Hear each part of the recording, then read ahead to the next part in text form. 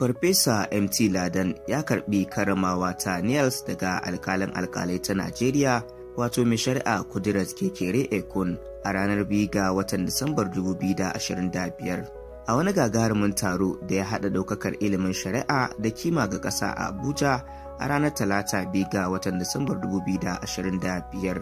Cibiyar nazarin manyan hukumomi na fannin shari'a wato NIALS ta miƙa lambar girmamawarta mafi daraja ga ɗaya daga cikin fitattun masana shari'a a Najeriya wato Farfesa MT Ladan.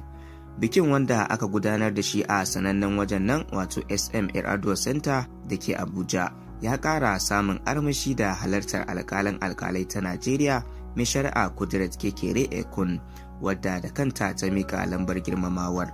Wannan ba kawai bikin bada lambar yabo bane illa kuwa shaida ce mai ƙarfi ta rayuwar sadaukarwa ga ilimi da tasiri da ya sauya al'amura a fagen shari'a.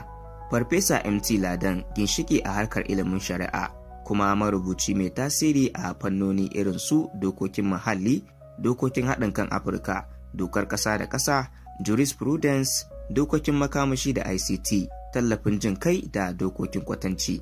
Ya tsaya tsakiyar yabo, girmamawa da godiya tare da ɗaukakar matsayin babbar mai shari'a da ke nuna mahimmancin wannan liyafa. Jawabin babbar mai shari'a ya ƙara nuna dalilin da ya sa aka zaɓi honores irin su Farfesa Ladan saboda gagarumin tasirin da suka yi wajen haɓaka dokokin Najeriya, ilimin shari'a da gyaran ɓangaren adalci.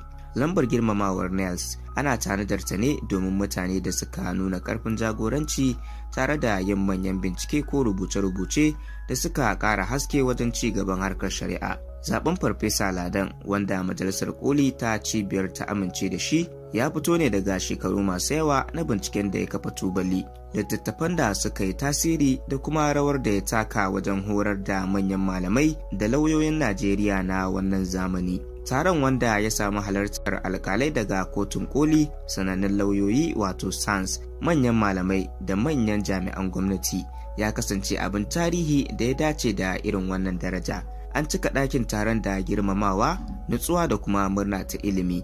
Ga masu kallo kuma hoton da ya bayyana lokacin da babbar mai shari'a ta miƙa lambar girmamawa ga Farfesa Ladan ya zama tamkar alamar miƙa tutar hikima daga al'umma zuwa ga ɗaya daga cikin fitattun masana tare da ƙarfafa dangantaka tsakanin zurfin ilimin jami'a da ingantacciyar tsarin shari'a mai mai da hankali kan ci gaba. A jawabin karɓarsa, Farfesa Ladan cikin tawali'u ya miƙa wannan girmamawa ga ɗalibansa, abokan aikinsa da kuma ga gwagwarmayar neman adalci ta hanyar doka a cewarsa.